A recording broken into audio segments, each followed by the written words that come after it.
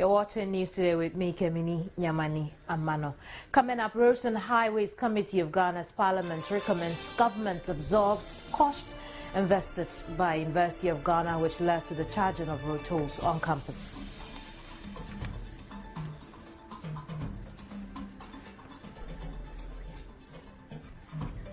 A senior Zimbabwean government official says Zimbabwe requires $27 billion, more than twice the size of its economy, to fund a 5-year plan to improve basic services and rebuild the impoverished nation.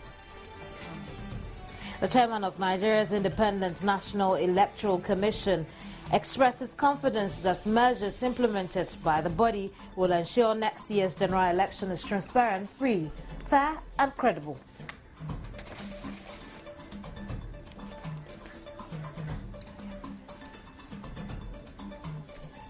Details coming up shortly.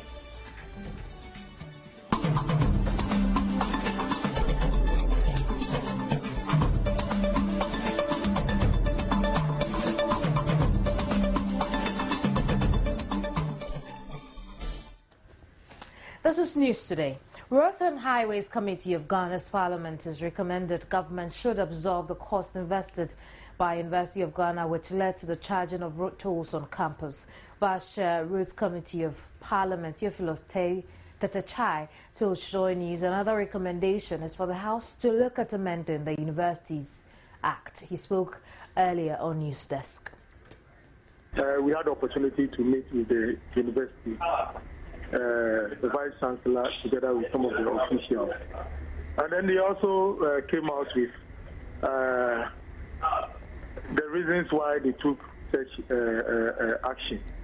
They used the relevant Act 806 of the University of Ghana, that's 2010.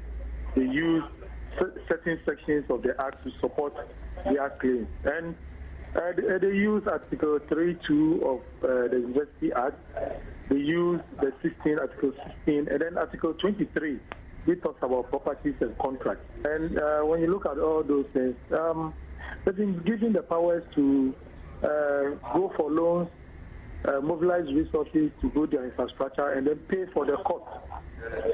So basically, looking at what they brought, clearly stipulates that they have the right to, first of all, procure loans to embark upon infrastructural development.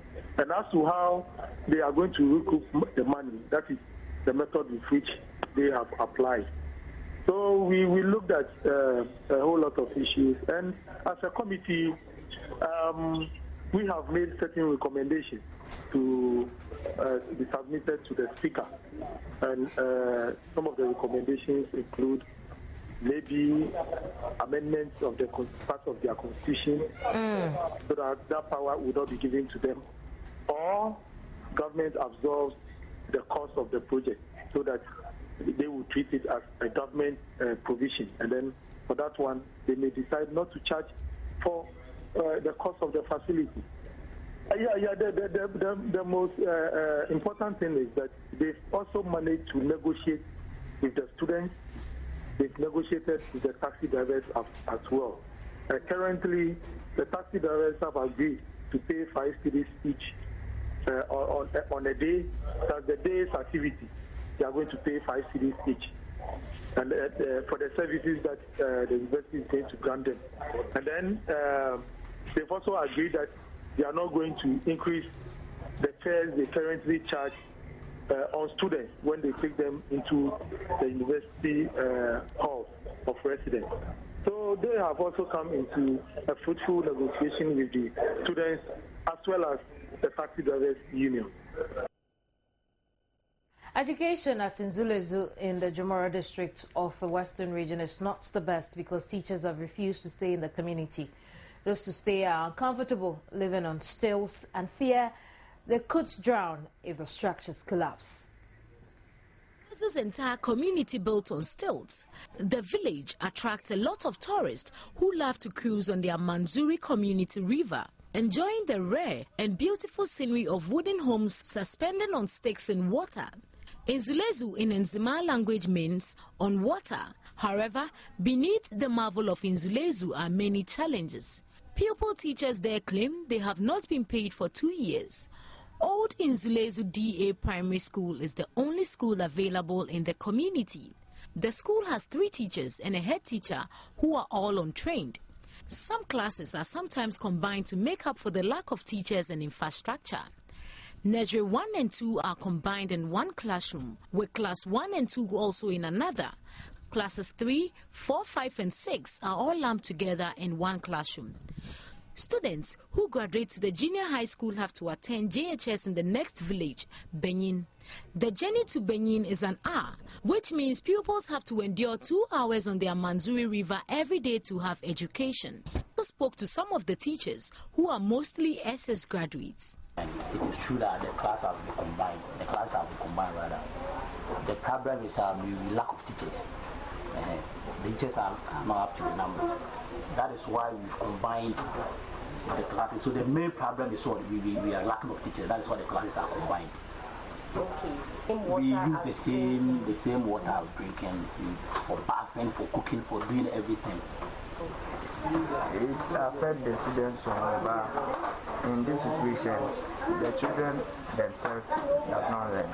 They don't play. They don't play because when the light came in, we were watching the video.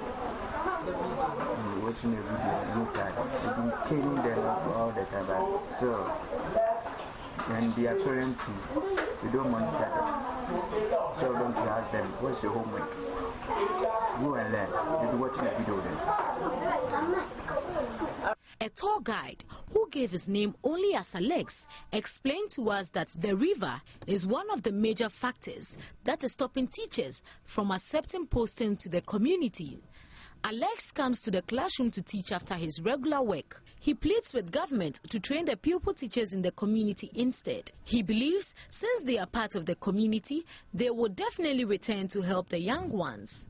Okay, actually I'm not a teacher, but it seems the school has teachers. So whenever I'm free from work, I come and help the community. So I'm not part of the teachers. We also spoke to a resident of Nzulezu. Okay. Because the teachers, the government put them to here. When they come, because of the water, some of them are sick, so they will come for the first term. When you come back for the second term, they won't come because some of them are sick because of the water. So. The community, according to the assistant head teacher, lacks social infrastructure and hopes government will come to its aid. In Ghana now, breast and prostate cancer are the most common forms of cancer in Ghana. And of course, that's according to the head of the surgical department of the Kolebu Teaching Hospital, Professor Joynews Today. Early detection, which is the surest way of arresting the situation, however, remains a challenge due to human behavior. Marian Ture has been examining the challenges associated with the detection and diagnosis of breast cancer in Ghana. The head of Kolebu's surgical department, Professor Joynews Today, explains misconceptions about cancer are a major challenge impeding the fight against the disease. People have a lot of misconceptions about breast cancer, for example, and you try to educate them. Some of them you would get through, some you can't. But I think you can only fight ideas with ideas. What we have done in this place is that we have now had breast nurses who, that's all they do. They do breast, and they follow up the breast patients. So patients who come like that, we put them in touch with them because they need constant reassurance, constant counseling, and so on. And sometimes it's only by doing that you deal with the misconceptions. Sometimes they don't tell you why they are not coming. They may come the first day, you don't see them again. The cost of treatment of cancers is spiraling out of control, even for high-income countries. Prevention is absolutely critical, but this has been somewhat neglected in Ghana. So it's important to invest in preventing cancer, to invest into catching cancer early, because it's the late cancers which are more expensive or more costly to treat. If we can catch them early or even prevent them, we would actually save our people, save money for the economy. So those monies can then be used for other things. But as it is now, we're actually using the money to treat people, and we can use less amount of money to actually prevent it or catch it early and spend less money on it. So the investment to cancer is needed. It's vital. Unfortunately, we've been investing money into health, but we think we have not invested enough into cancer. Perhaps we don't recognize the importance of cancer in our society, but it's increasing in number, and it is becoming an increasing burden. And unless we do something about it, more and more cancers are occurring because we are living more and more like the Caucasians.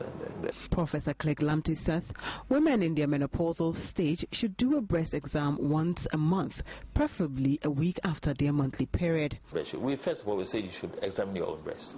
So every girl who has a blood breast should learn how to do breast self-examination a week after the periods, because before the periods, the breasts are a bit tender and so on. So a week after the periods, just examine your own breasts.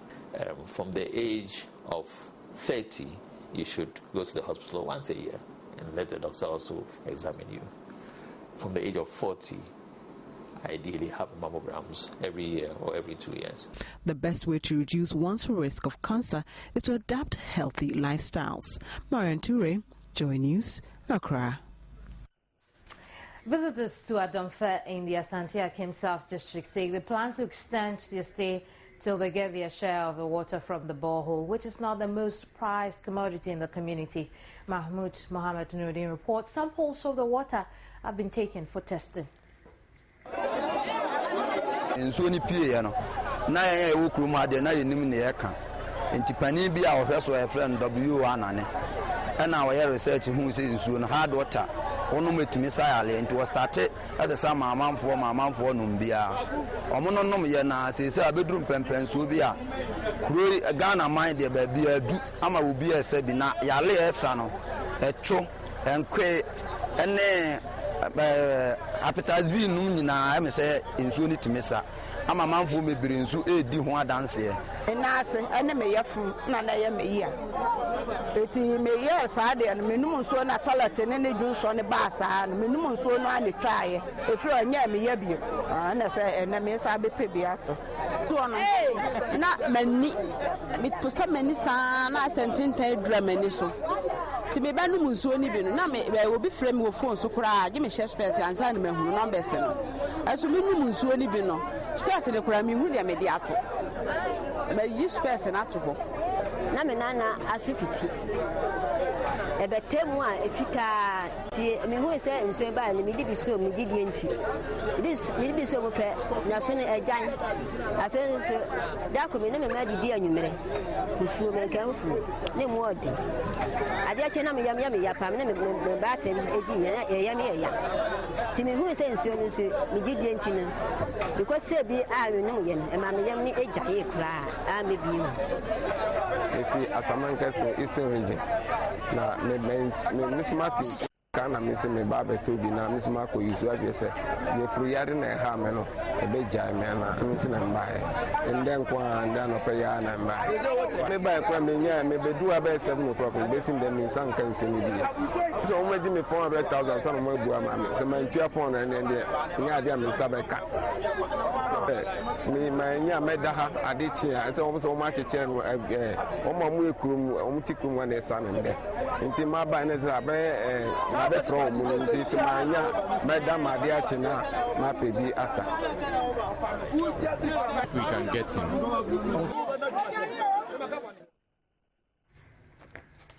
One of the reasons why residents of Kenyasi and its surrounding communities embarked on Monday's demonstrations is the fact that the deplorable roads have affected patronage of the Bonyere Kente products. The Bonyere Kente, which attracted tourists all over the world, gets worse patronage because of poor road networks. Mahmoud Mohammed Nuruddin visited the area and felt this report. The Bonyere Kente Center was established in 1995 to provide job opportunities to residents. The center now houses over 60 workers, but sadly, 13 of the workers have quit and redirected their funds into different ventures due to poor sales. Until recently, tourists from around the world visited Bonyere Kente Center to to patronize the kente products. Unfortunately, the Acquah Road, which is the main road connecting Kumasi and Bonyere Road, is in a bad shape. The center, which previously attracted many tourists, now records little or no tourist activity in a day. General Secretary of the Bonyere Kente Weavers Association says business is crashing due to the bad roads. According to Eric Quating, customers prefer purchasing the Kente products in Kumasi at higher prices to traveling to Bonyere. He is therefore appealing to government to come to their aid. Mahmoud Mohammed Nuruddin's report. You're watching News Today. Still to come, family of 36-year-old woman who could not trace the whereabouts of a newly born baby at the Konfanoche Teaching Hospital threatens to sue the nurses. We'll bring you more on that when I return.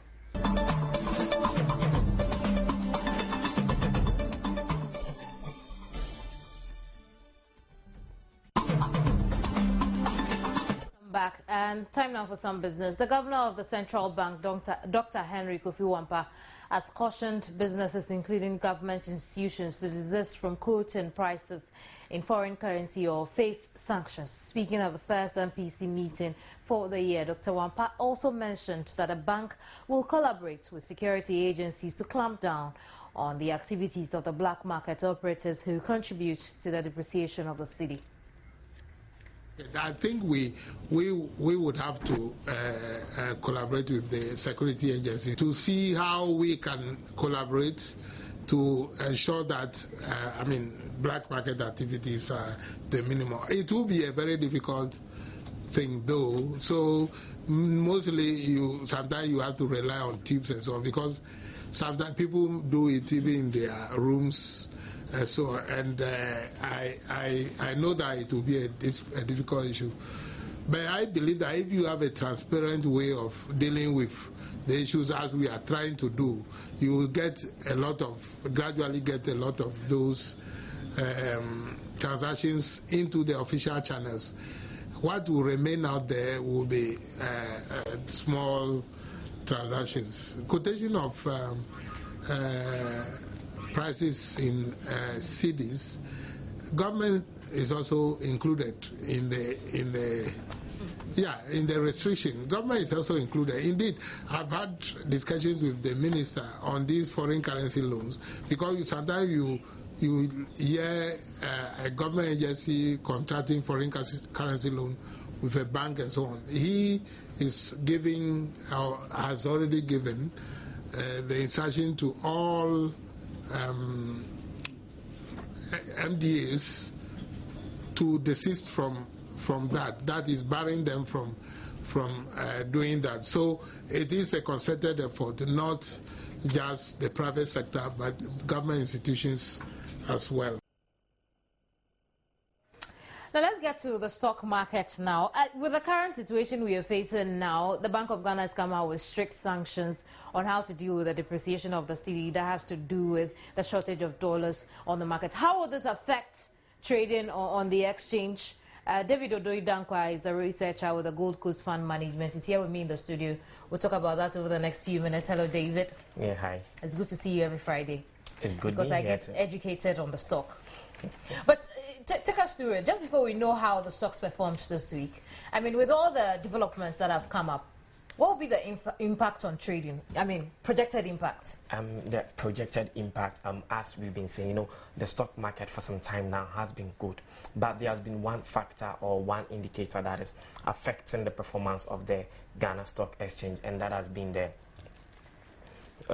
depreciation of the dollar on the Ghana interbank market, because especially the foreign investors that comes onto the market, upon all the returns that they are able to make, they end up seeing the dollar eroding all these returns, and hence they going out there with very few. And as we're saying, some economies are really bouncing back again. The American economy, the European economies too are seeing some stability in their performance. So some of these investors, I mean, when they see the African economies or the emerging economies are not profitable in terms of the value of their money, then they will be shifting to these these economies. So we having the Bank of Ghana coming out to streamline the regulations on the Ghana interbank market is something good for the stock market as well. So that now we can just have the hope that as the CD indicated indices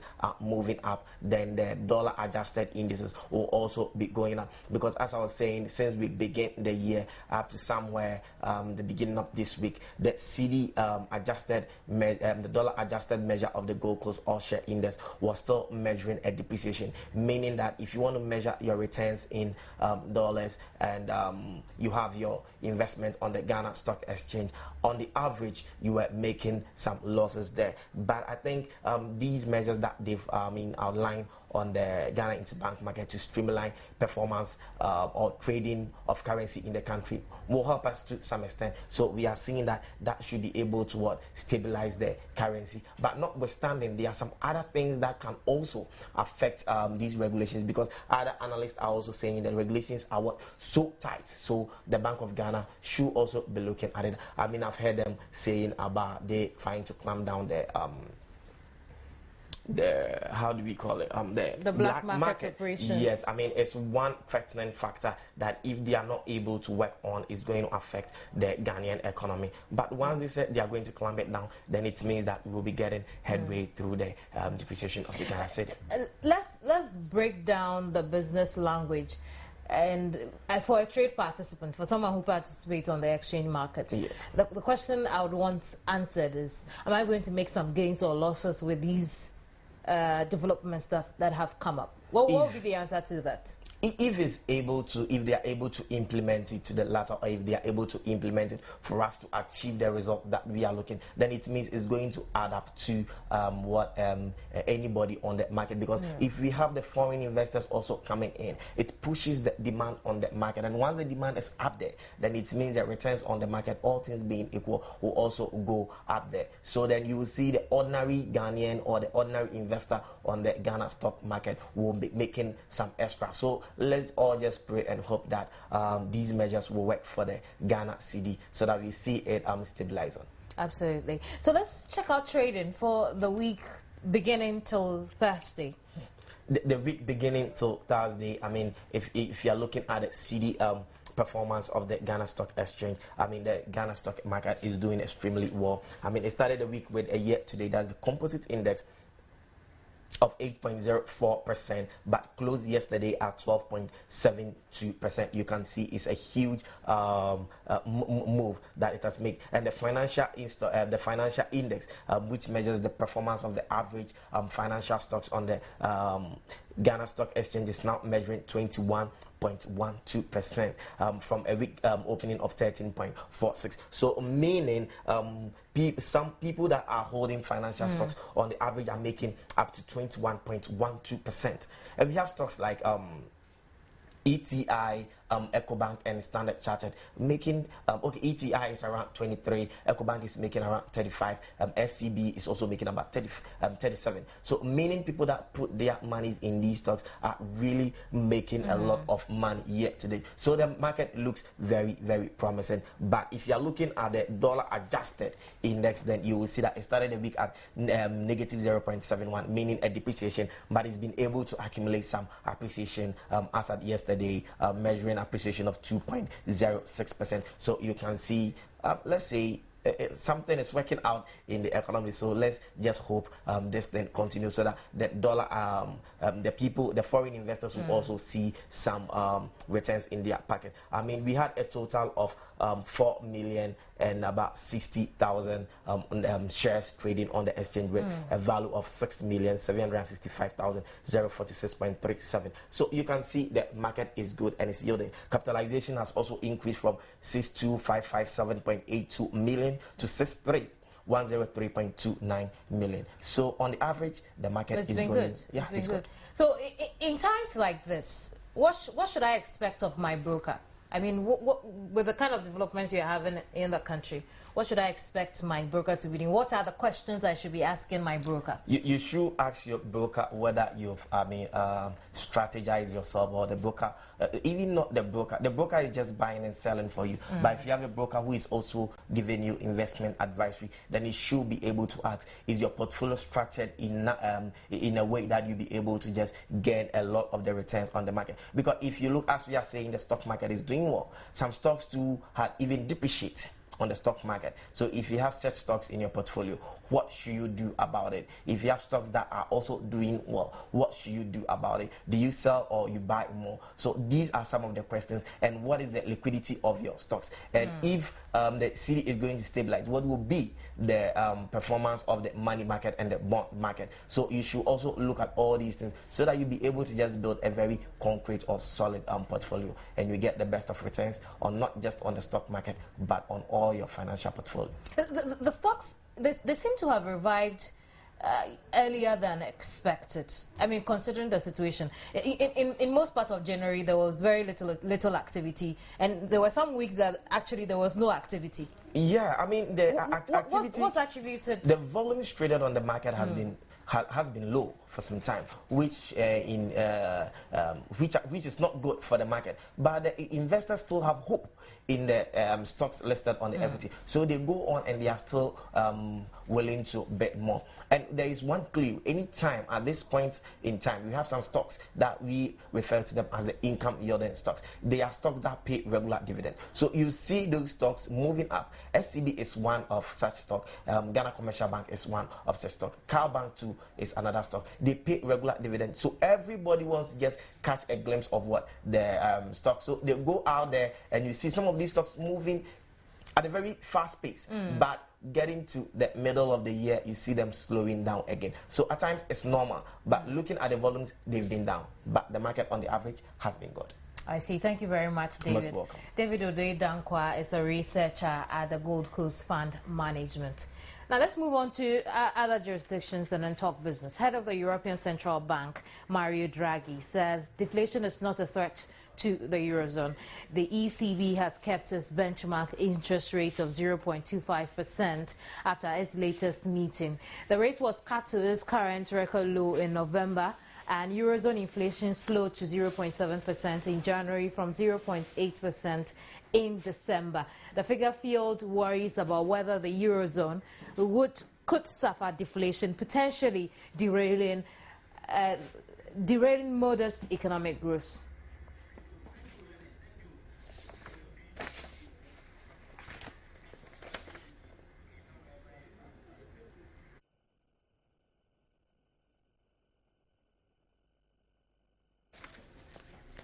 Meanwhile, the Bank of England has kept UK interest rates unchanged at their record low of 0.5%. The bank's Monetary Policy Committee also left £375 billion quantitative easing stimulus program unchanged. Analysts now hope that the bank will use next week's inflation report to signal changes to its policy of forward guidance.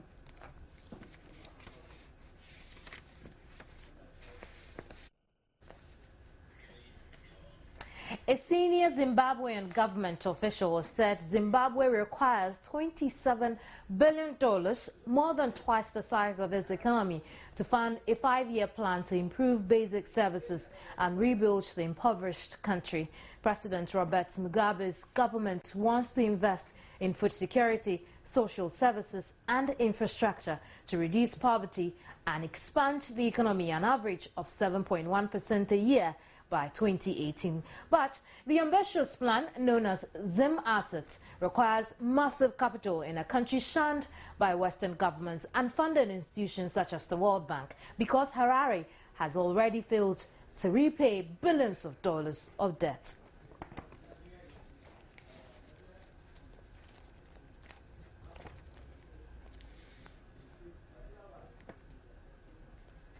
Nigeria's state oil firm has denied an allegation by the central bank chief that it has failed to account for at least $20 billion of oil revenues. Nigeria is Africa's largest oil producer, but The vast majority of its 166 million inhabitants live on less than $2 a day. Lamido Sanusi told a Senate committee that out of $67 billion of oil sold between January 2012 and July 2013, $20 billion was still missing. The row over the Nigerian National Petroleum Corporation's accounts began late last year following a leaked memo. In Sanusi's initial memo to President Goodluck Jonathan in September, he alleged that about $50 million was missing.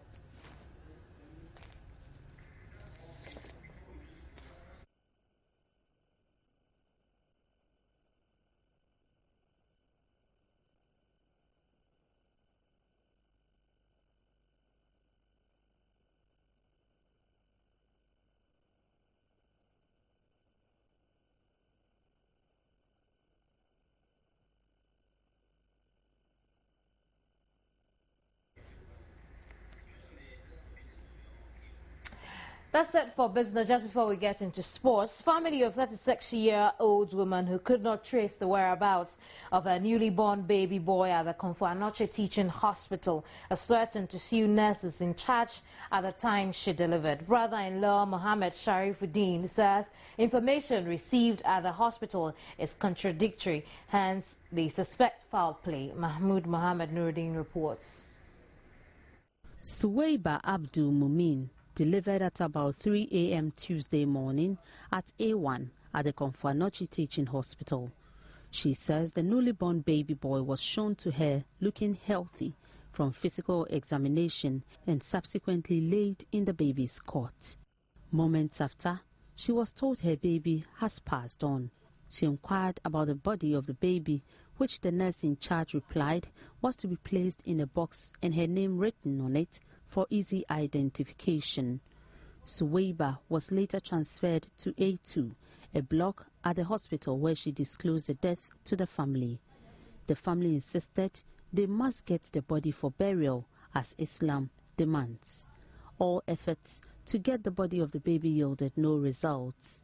Mother-in-law Mafati Adams tells Joy News she was made to pay 5 Ghana cedis by one of the nurses but did not get the body. She said they were later told to wait for the mortuary attendant who would complete the necessary paperwork, after which the body would be released. After confronting hospital authorities, the brother-in-law Mohammed Sharifuddin was asked to give the woman's name to facilitate the process of identification, but that could not resolve the issue. Later, a dead body of a baby girl was released to them, but the family refused to take the body because they had been told initially that the baby was a baby boy.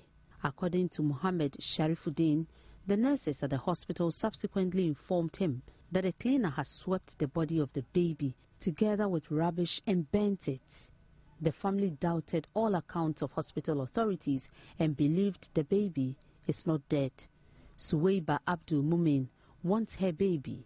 Joy News investigations indicates the cleaner, who is said to have swept the body of the baby together with rubbish, is currently in police custody for questioning. Meanwhile, the police is scheduled to speak to the family of the woman.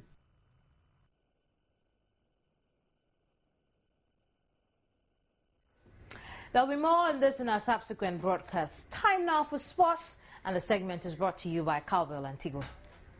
Now, FIFA ordered Tunisian football club Esperance to pay the $1.4 million owed to Ghanaian club Brekum Chelsea. Now, this follows the transfer of striker Emmanuel Clotet to the North African side in 2012. Brekum Chelsea had lodged a complaint with FIFA against Esperance for not honouring terms of the transfer deal. The transfer fee was reported to be about $1.5 million, with the Brekum Chelsea claiming to not have received any payments from Esperance. Clotet was transferred to the Blood and Gold in September 2012 after the Ghana striker put up a sterling performance in the CAF Champions League where he scored 12 goals. But Esperance has since not paid a dime to the Ghanaian club, who made several unsuccessful attempts to retrieve their money.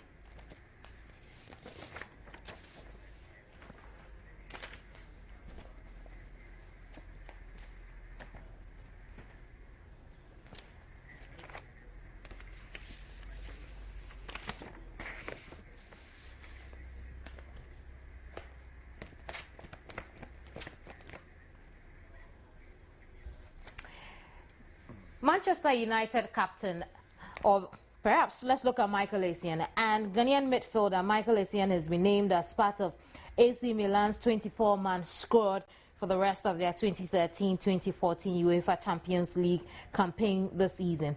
Essien, who recently joined from Chelsea on an 18-month deal, was named together with Sule Muntari in midfield for the Rossoneri. The inclusion will give Essien his first taste of Europe's top club competition this season, since he was not registered by Chelsea for their group games. AC Milan will take on Atletico Madrid in the first leg of the knockout stage on the 19th of February at the San Siro.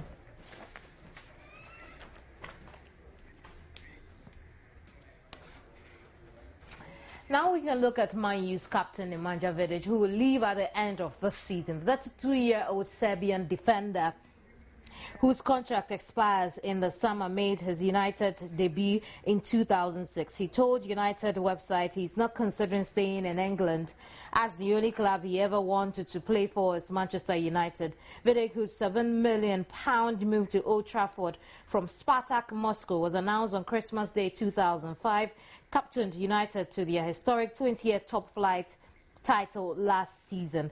His fifth and the last under Sir Alex Ferguson. He said his time at this great club will always rank as the best years of his career.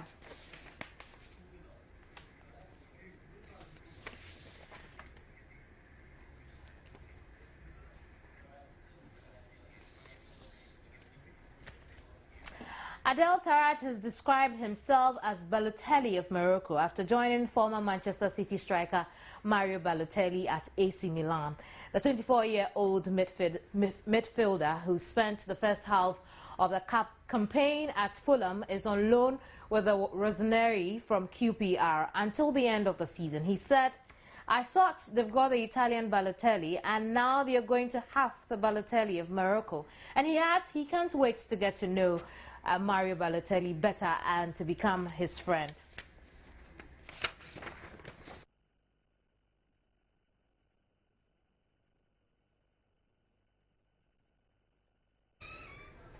In boxing, Bukom Banku versus Ayite Powers is no more a mirage, because both boxers have agreed on paper to face off in the ring on April 25 in Accra. The bouts, to be promoted by Accra-based Box Office Promotions, will see both boxers share a purse in excess of 40,000 Ghana cedis. Alex Ntiamwa is the promoter for the bout and has been speaking to Joy Sports.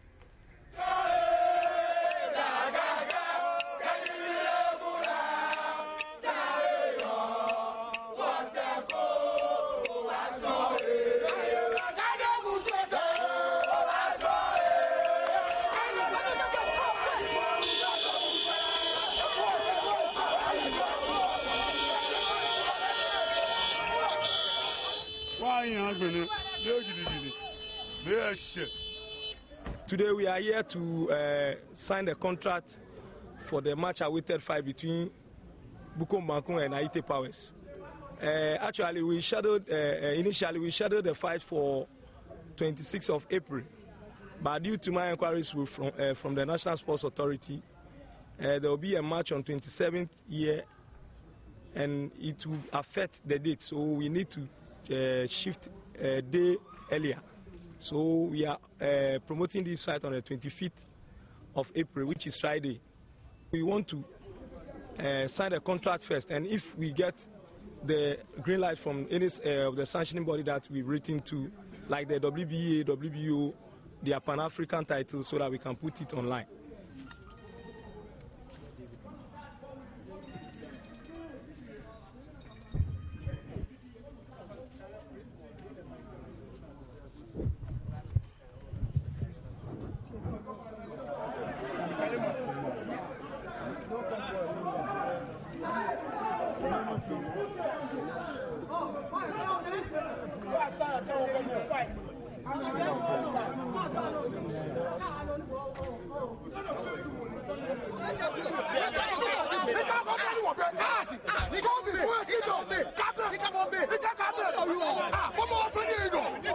People know me that I'm a big popular man.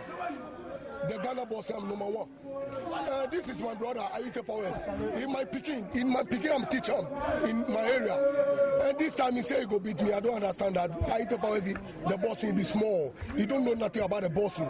Ability without mentality is barbarism. Buko Banku can think he's big, he's whatever it is. I'm going to stop Buko Banku 6th round. He said he's going to stop me 7th round, but we are not going to fight up to 7th round. I can't wait. That's it for sports, brought to you by Cowbell and Tigo.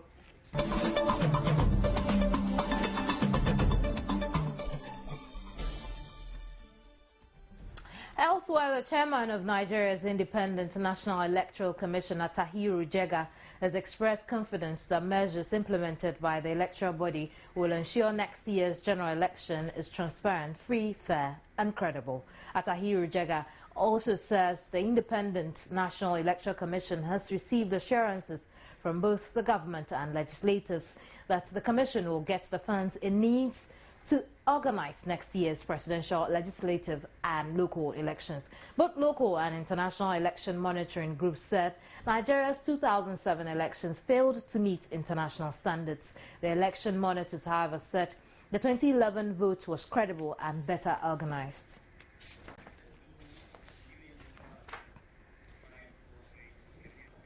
The United Nations envoy to the Central African Republic, Babakar Gai, has condemned the killing of a suspected rebel in a vicious mob attack, and it has urged the government to make an example of those responsible. The attack occurred shortly after interim President Catherine Samba Panza wrapped up a speech in the capital in which she praised the military for its efforts to regroup and reform following a 2013 coup. Gai said the attack shows the CAR urgently needs a functioning judicial system that can support the efforts of MISCA, the African-led support mission to the country.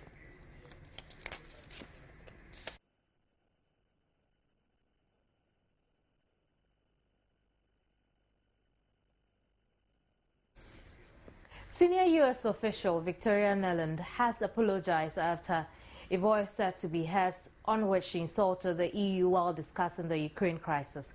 A recording of an apparently backed conversation was posted online with the U.S. hinting at Russia's involvement. The U.S. State Department is firing back at Russia for its role in the alleged leak of an apparently backed telephone conversation.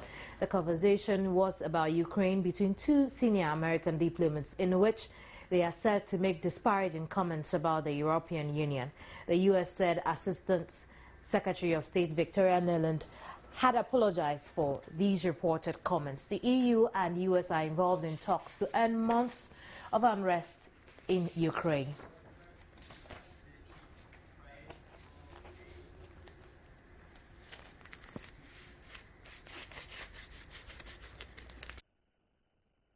On the continent, Egyptian military has denied a report that General Abdel Fattah el-Sisi has decided to run for president.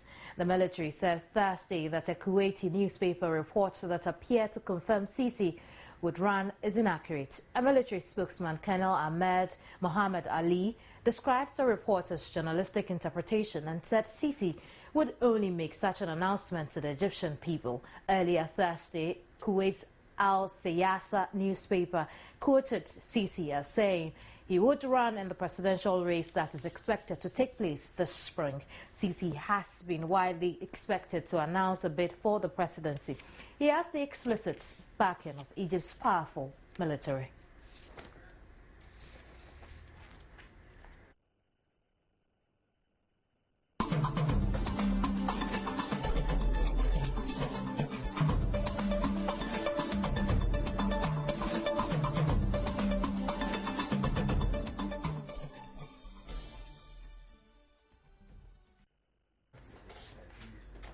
In show business, have you ever wondered why most of our celebrities wear dark sunglasses everywhere they go, irrespective of time of day? When it is the right time to wear sunglasses, and what are the implications of wearing these glasses at night? We hit the streets to find some answers to these questions. Every now and then, when you find yourself at a concert, club, TV or radio station, you are likely to see some of our Ghanaian celebrities in dark glasses, irrespective of the time of the day. Ask them why they wear these glasses and you will get different responses. Some will tell you it's part of their branding. Others will say they wear them because they are shy. And yet, others will tell you it's a fashion trend. I think I look good in shades, and two, I'm most of the time camera shy, and when I'm in shades, you don't see my eye movement. And at times, too, when you're going somewhere, to avoid eye contact, at times you look at things that you don't want people to see you are looking. I think the same thing applies to them. Most of them are shy, most of them are exposed to the lightning, and others too have their own reasons. So for me, I just wear shades because they look good on me. You see, today I'm doing my normal, I'm at the office, I'm doing my own thing, I'm not in shades. Yeah, but when I go to where the crowd is too much, that I wouldn't like to be watching around for people to notice me. I just wear my shades and, I'm good to go. But is that all there is to it? Dr. James Gia is an optometrist. He explains that wearing sunglasses at night and in enclosed spaces, even though may seem cool and fashionable, could have long-term effects. The primary objective for wearing sunglasses is for protection. It also for cosmetic reasons. One can decide to wear sunglasses. But the issue of wearing sunglasses in the dark, yes, it doesn't really achieve any objective unless one wants to mask his appearance. Yes, which I guess most of these celebrities do. Yes, because there's no sun in the night, and I'm not sure they are exposed to high energy visible lights. So for that reason, I don't recommend them wearing sunglasses in the night, no. Longtime U.S. television host Jay Leno has taped his final episode of The Tonight Show with help from a few celebrity guests. Leno, 63, thanks viewers for their loyalty. After his 22 years as host, he was joined by high-profile guests including Billy Crystal, Oprah Winfrey and Gus Brooks. Fellow comedian and late-night host Jimmy Fallon, 39, takes over the program on 17th February in New York. Leno was briefly replaced on The Tonight Show by comedian Conan O'Brien in 2009, but returned to the show in 2010. U.S. President Barack Obama was one of many to send in taped goodbyes, offering to make Leno an ambassador to Antarctica.